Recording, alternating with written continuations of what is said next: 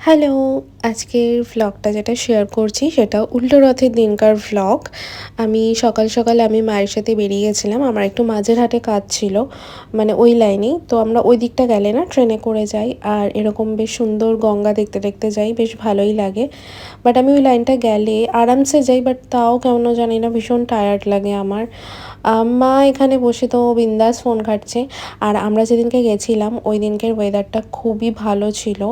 এত মেঘলা, এত সুন্দর হাওয়া দিচ্ছিল। আমার না এরকম ওয়েদারে গঙ্গার ঘাটে যেতে খুব মন চায়। বাট যেহেতু কাজ ছিল সেরকমভাবে তো আমি তখন যেতে পারতাম না। আমার একটা রেডি ব্লাউজ কেনার ছিল ডিজাইনার। তো সেটাই কিনতে গেছিলাম ব্যারাকপুরে। দোকানের নাম নকশীকরণ। যেখানকার কালেকশন খুবই ভালো। বিকেলে বাড়ি ফিরতে, ফিরতে 4:30 বেজে গেছে। লাঞ্চ করে এখানে বাবা আনারস এনেছিল সেটাই কেটে রেখেছিল সেটাই খাচ্ছিলাম।